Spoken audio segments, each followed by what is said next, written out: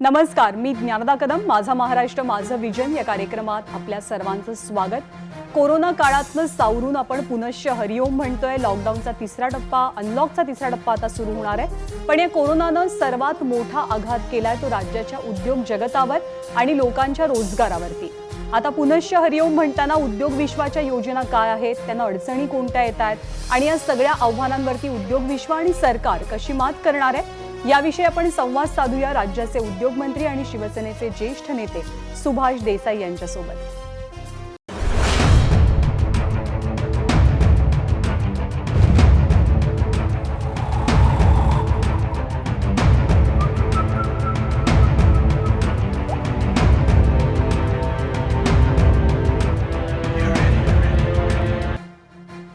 Desai sir नमस्कार.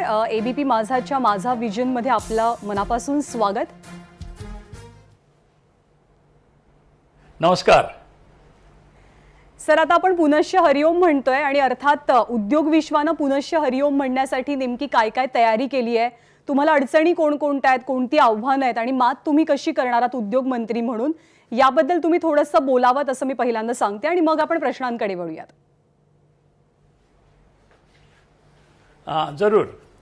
सर्वप्रथम मी ABP माझाला धन्यवाद देतो की त्यांनी या लॉकडाऊनच्या काळामध्ये अशा प्रकारचं एक परिसंवाद इथे आयोजित केलेलं आहे. हे चर्चासत्र आहे आणि त्याच्यामध्ये अनेकांना आपले जे विचार आहेत ते मांडण्याची संधी दिलेली आहे. आज मला संधी मिळाली त्याबद्दल मी तुमचे आभार मानतो. आणि खरोखरच या संबंध कोरोनाच्या महामारीच्या काळामध्ये सर्वांवर परिणाम झालेला आहे, अनेकांवर दुष्परिणाम झालेले आहेत आणि त्याच्यामधून कुठलंही गाव, शहर, राज्य, देश सुटलेला नाही. जगभरातच हे संकट घोंगावतंय. अजूनही ते पूर्णपणे कधी हटेल याचा कोणीही अंदाज व्यक्त करू शकत नाही. आणि अशा परिस्थितीमध्ये आत्ता अशी वेळ आलेली आहे की आपल्याला करोनाबरोबरच जगावं लागणार आहे. जसे इतर आजार आहेत अशापैकी काही आजार आहेत की ज्यांच्यावर पूर्णपणे औषधं सापडलेली नाहीत किंवा पूर्ण उपचार होतातच असं नाही, तरीसुद्धा त्या आजारांसह आपलं जीवन पुढे चाललेलं आहे. गेली अनेक वर्ष त्या आजारांमध्ये ह्या एका आजाराची भर आता टाकून आपल्याला एका बाजूला करोनाचं व्यवस्थापन करावं लागेल, त्याचा प्रादुर्भाव होतो तो कसा रोखायचा हे बघावं लागेल, ज्यांना लागण होईल त्यांची देखभाल करावी लागेल, जे जास्त गंभीर आजारी होतील त्यांच्यासाठी रुग्णालयांच्या चांगल्या सुविधा निर्माण करायच्या, हे एका बाजूने चालूच ठेवावं लागेल. आणि दुसऱ्या बाजूला जे अर्थचक्र थबकल्यासारखं झालेलं आहे, थांबल्यासारखं झालेलं आहे, अनेकांच्या रोजगारांवर एक ते रोजगार गमावण्याची भीती, त्या भीतीची सावली आलेली आहे. अनेकांचे व्यवसाय, उद्योग हे ठप्प झालेत किंवा कसे बसे चालू आहेत, ते प्रयत्न करतायत पुन्हा चालू करण्याचे. मोठमोठे उद्योगसुद्धा या सगळ्या संकटातून आता जात आहेत. अशा बाबतीत बघितलं तर कोणी व्यावसायिक असो, उद्योजक असो, मोठे कारखानदार असो किंवा छोटे दुकानदार असो, वाहनांचा व्यवसाय करणारे काही वाहतूक व्यवसायातले लोक असो, ह्या सगळ्यांना ह्याचे चटके फटके बसलेले आहेत, बसत आहेत. याच्यातून बाहेर पडण्याचा प्रत्येकजण प्रयत्न करतो आहोत. राज्य शासनानं सुद्धा या बाबतीमध्ये भरीव असं काम करायला सुरुवात केली. आम्ही एप्रिलपासून, मार्चमध्ये आपलं पहिलं लॉकडाऊन झालं, पण त्यानंतर एप्रिलपासून आम्ही हळूहळू अनलॉक करायला सुरुवात केली. आणि पहिल्यांदा एप्रिलमध्ये नॉन रेड झोन जे आहेत त्या ठिकाणी उद्योगांना परवानगी दिली आणि पुष्कळशा जिल्ह्यांमध्ये उद्योग सुरू होऊ शकले. आणि त्याच्यामध्ये आतापर्यंत ह्या आमच्याकडे परवानगी मागून सुरू करणाऱ्यांची संख्या ही 70,000हून जास्त उद्योगांची आहे. आणि त्याच्यामध्ये सुमारे 19 ते 20 लाख कामगार पुन्हा कामावर रुजू झालेले आहेत अशी आमची माहिती आहे. परंतु ही संख्या पुरेशी आहे का? नाही, ही पूर्णपणे समाधानकारक नाही. अजून अनेक उद्योग हे सुरू व्हायचे आहेत. त्यांना काही कारणं आहेत. काही अत्यंत गंभीर परिस्थितीचा सामना करणारे असे जे लोक आहेत त्यामध्ये अडकलेले आहेत, ज्यांना रेड झोन अजून आहे. अशा प्रकारचे मुंबईसारखी शहरं असतील, मोठ्या महापालिका आहेत, तिथले उद्योग अजून अडचणीत आहेत, ते नाही सुरू होऊ शकले. परंतु बाकीच्या ठिकाणी जे सुरू होऊ शकले त्यांच्या अडचणी काय, तर त्यांच्याकडे कामगार पुरेशा संख्येने येत नाहीत, ते घाबरलेले आहेत. किंवा दूर निघून गेलेले आहेत, ही कामगार संख्या कमी आहे, ही अडचण आहे. दुसरी एक अडचण आहे की त्यांना कच्चा माल अशा ठिकाणून येतो की तिथले उद्योग बंद आहेत, बरोबर. त्यामुळे कच्चा माल मिळण्यात अडचण. तयार झालेला माल अशा ठिकाणी विकायचा आहे की त्या ठिकाणच्या बाजारपेठा पूर्ण सुरू नाही झालेल्या. अशा अनंत अडचणींमध्ये मार्ग काढत पुढे जात असताना हळूहळू मात्र गोष्टी पूर्वपदावर येत आहेत. अजूनही उद्योजक मला स्वतःला संपर्क करून सांगतायत की पूर्णपणे हे सगळ्या बाजारपेठा खुल्या करा, सगळे उद्योग सुरू करा, अशी त्यांची मागणी आहे. ती मागणी चुकीची आहे का? नाही, ती मागणी बरोबरच आहे. कारण त्याशिवाय सगळ्यांचे रोजगार मिळणार नाहीत, सगळं उत्पन्नाचं जे वर्तुळ आहे ते सुरू होणार नाही. त्यामुळे ते करायचं आहे. परंतु करोनाचं संकट घोंगावतंय. अगदी जागतिक आरोग्य संघटनेने सुद्धा काही इशारे दिलेले आहेत. आपलं भारत सरकार सुद्धा याच्या बाबतीत काही नियंत्रण करतंय त्या कायद्याप्रमाणे. आणि म्हणून काही बंधनं जरूर आहेत. पण आता मिशन बिगिन अगेनद्वारे महाराष्ट्र सरकारनं अनेक प्रकारचे बंधनं शिथिल केलेली आहेत, अनेक प्रकारचे उद्योग सुरू करण्याच्या परवानग्या दिल्या आहेत. मग आम्ही काय केलंय, ह्याला चालना देण्यासाठी माझ्या उद्योग विभागानं एक चांगलं मॅग्नेटिक महाराष्ट्र टप्पा 2 ही मोहीम सुरू केली आणि आम्ही त्याच्यातून अनेक प्रकारच्या चांगल्या सुविधा निर्माण केल्या आहेत. एक तर प्लग अँड प्ले, म्हणजे तात्काळ उद्योग सुरू करता येतील अशा सुविधा MIDCनं स्वतःच्या गुंतवणुकीतून कारखानदारांना तयार शेड बांधून द्यायचं ठरवलंय. अच्छा. म्हणजे त्यांना बांधकामासाठी वेळ घालवण्याची गरज नाही, ताबडतोब ते त्यांची यंत्र आणून काम सुरू करू शकतात, उत्पादन सुरू करू शकतात. Plug and play. 40,000 हेक्टर जमीन MIDCकडे आज उद्योगांना देण्यासाठी सज्ज ठेवलेली आहे आणि ते सगळ्या जिल्ह्यांमध्ये आणि सगळ्या विभागांमध्ये. त्यानंतर आम्ही असं केलेलं आहे की त्यांना रिलेशनशिप मॅनेजर, नवीन जर गुंतवणूकदार आला तर त्याला एक स्वतंत्र एक उद्योग मित्र किंवा रिलेशनशिप मॅनेजर हा उपलब्ध करून देणार. त्यांच्या अडचणींसाठी त्या उद्योगांच्या व्यवस्थापकांनी धावाधाव करण्याची गरज नाही. ही व्यक्ती जबाबदार असेल, त्याला पूर्ण अधिकार दिलेले आहेत. आणि आम्ही आता महापरवाना ही जी घोषणा केलेली आहे ती केवळ कागदावरची घोषणा नाही, ती योजना म्हणजे मास्टर लायसन्स आहे.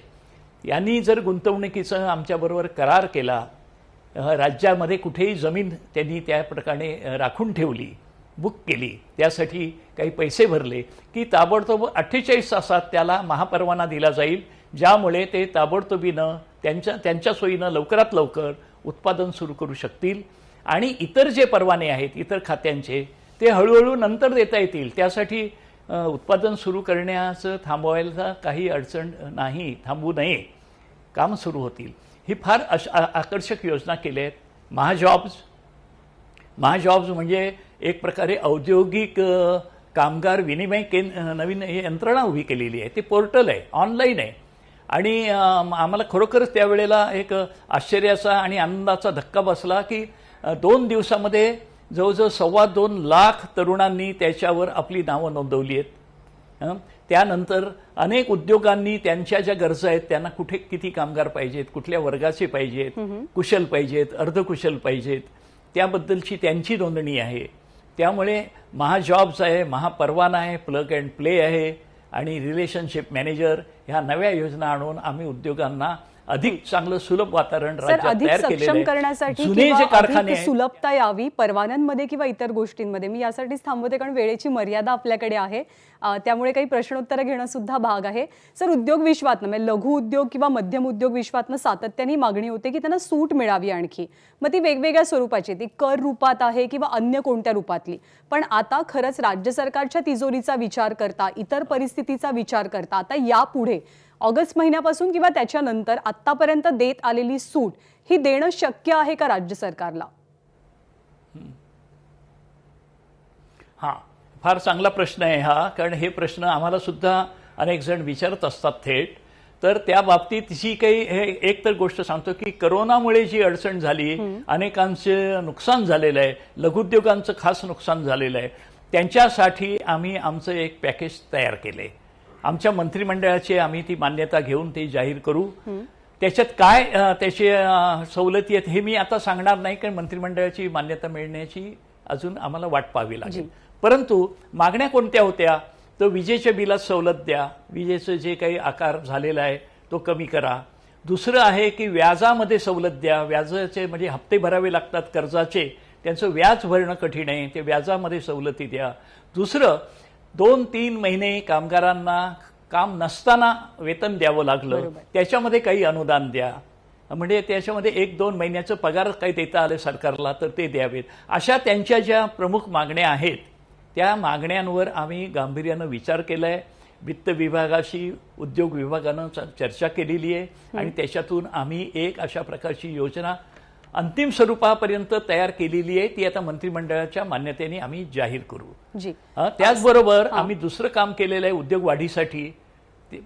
ते त्याच्या जवळजवळ आमचे 18 कंपन्यांबरोबर नवीन सामंजस्य करार झाले. ते उद्योग येणार आहेत.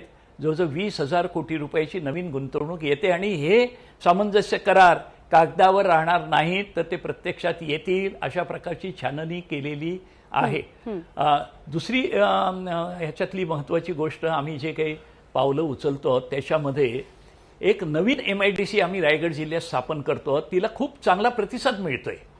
नवीन MIDC माणगाव, त्याला खूप चांगला प्रतिसाद आहे. त्याचबरोबर केंद्र सरकारचं जे बल्क ड्रग धोरण आहे आत्मनिर्भर भारत, की कच्चा माल जो औषधांसाठी लागतो, औषधांमध्ये जे काही जे घटक लागतात ते आयात करावे लागतात आणि जास्तीत जास्त चीनमधून येतात. त्यांना पर्याय म्हणून बल्क ड्रग पार्क आम्ही रायगड जिल्ह्यातच समुद्राच्या काठावर उभं करतो आहोत.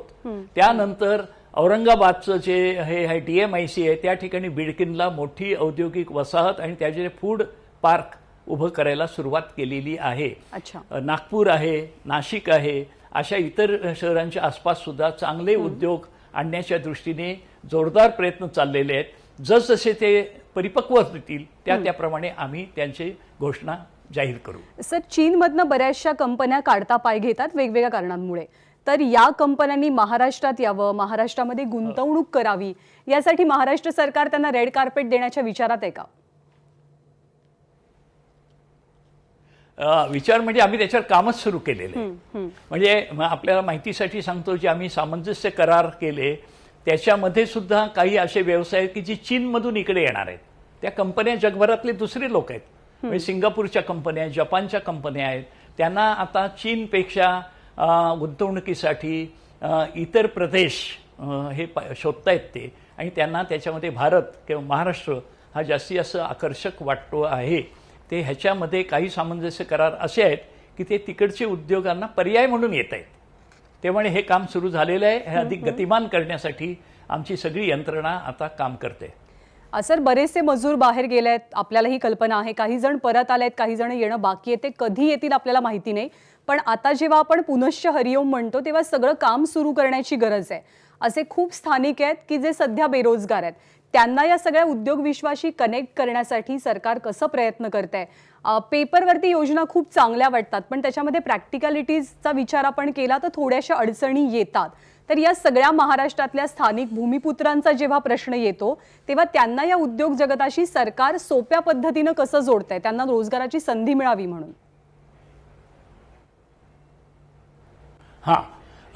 भूमिपुत्रांना रोजगार हा तर आमच्या सरकारचा, माझ्या पक्षाचा मूलभूत कार्यक्रम आहे.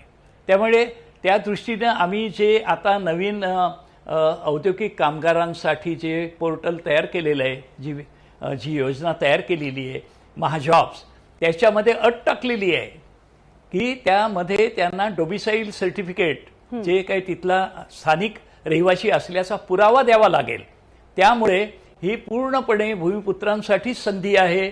आणि माझी सर्वांना विनंती आहे, आव्हान आहे की आता मराठी तरुण तरुणींनी ह्या संधीचा फायदा घ्यावा, आपली बेरोजगारी हटवावी आणि या माध्यमातून जे परप्रांतीय मजूर निघून गेले, त्यामुळे ज्या जागा रिक्त झालेल्या आहेत ते जर परत येत नसतील तर त्या जागांवर आता कंपन्यांनी स्थानिकांना, भूमिपुत्रांना नियुक्त करावं. हा आमचा प्रयत्न सुरू झालेला आहे. वाटाघाटी, चर्चा आणि त्याबद्दलचं एक ॲक्शन प्लॅन, त्याची अंमलबजावणी सुरू झाली आहे. सर, शेवटाकडे येताना आपल्या चर्चेच्या मध्ये 2 राजकीय प्रश्न आहेत. त्यातला एक राज ठाकरे यांच्या विधानासंदर्भातला आहे. त्यांनी नुकतंच विजनमध्ये म्हटलं की हे 3 पक्षांचं सरकार आहे आणि 3 पक्षांचं सरकार काही फार वेळ चालणार नाही. स्टिअरिंग तिघांनी घट्ट पकडलंय असं आहे. मी असं म्हणे, शुभ बोल रे नाऱ्या. चांगली शुभेच्छा द्या. काम चांगलं करतंय सरकार, सरकारचा हेतूही चांगला आहे. त्यामुळे त्याचे जे काही चांगली पावलं पडत आहेत, चांगले निर्णय होत आहेत, त्यांचं मला असं वाटतं स्वागत केलं पाहिजे, प्रोत्साहन दिलं पाहिजे. अडचणी कुठे नाहीत, अडचणी आहेतच. देशभरातली सगळी सरकारं अडचणीत आहेत, पण महाराष्ट्र सरकार प्रामाणिकपणे काम करतंय, अगदी निष्ठेने काम करतंय. त्याच्यासाठी परिश्रम घेतो आहोत आणि आमचे सगळे विभाग हे त्या दृष्टीने जनतेच्या पाठीशी खंबीरपणानं उभं राहायला त्याला सुरुवात झाली आहे. त्यामुळे त्याची म्हणजे शंका घेण्याऐवजी मला असं वाटतं आमच्या चुका असतील तिकडे जवळ अंगुली निर्देश करा, बोट दाखवा, हे चुकतंय, ते चुकतंय, चूक दुरुस्त करू. कुठे काही कमतरता असेल ती भरून काढू, परंतु चांगल्या कामाला पाठिंब्याची सुद्धा गरज असते. सर, आपले जुने मित्र राज्याच्या हिताचा विचार करता आपल्यासोबत येण्यासाठी तयार आहेत, तसं विधानच त्यांच्या प्रदेशाध्यक्षांकडनं करण्यात आलं. पण तुम्हाला आता हितकारक वाटतंय का जुन्या मित्राचा हात पकडणं? नाही, ती वेळ आता निघून गेली. जेव्हा हात पकडलेलाच होता तेव्हा त्या हाताला प्रेमाने थोपटण्याऐवजी तो हात झिडकारण्याचा प्रयत्न झाला, त्या त्रास देण्याचा प्रयत्न झाला. तेव्हा ती वेळ गेलेली. आता नको. आता त्याच्याऐवजी आता हे आम्ही 3 जण एकत्र येऊन परस्परांवर विश्वास ठेवून 3 पक्षांचं सरकार चांगलं काम करतंय आणि पुढची दिशा ठरलेली आहे. त्यामुळे त्याच दिशेने आम्ही पुढे जाणार. आणि त्या जुन्या मित्रांना त्यांचा काही मार्ग असेल त्यांनी ते कबूल केलेलं आहे की आम्ही आता एकटे लढणार. माझ्या शुभेच्छा आहेत त्यांना. अर्थात त्यांच्याबरोबरचे काही पक्ष मागच्या 5 वर्षात जवळ आलेले होते. रामदास आठवले असतील, महादेव जानकर असतील, किंवा सदाभाऊ खोत असतील, किंवा ते विनायक मेटे असतील. हे एकटं भाजप लढणार असल्यामुळे त्यांचं काय होणार आहे माहिती नाही. त्यांनी सुद्धा आता मार्ग नवे शोधले पाहिजेत. ते असू द्या. त्यांना त्यांच्या एकटे लढण्याच्या या धोरणाला किंवा निर्णयाला माझ्या शुभेच्छा आहेत. आम्ही मात्र एकटे नाही, आम्ही तिघे एकत्र आहोत आणि एकत्रच राहणार. सर, राज्याचं उद्योग विश्व लवकरात लवकर नवी भरारी घेईल. रोजगाराच्या खूप संधी आहेत, लोकांना योग्य पद्धतीने त्याचा लाभ मिळेल अशी आम्ही आशा करतो. मनापासून धन्यवाद सर, आज आपण वेळ दिलात. तुम्ही खूप बिझी आहात आम्हाला कल्पना आहे, पण सविस्तरपणे विजन मांडलत आणि प्रश्नांची उत्तर दिलीत त्याबद्दल थँक्यू सो मच सर. नमस्कार.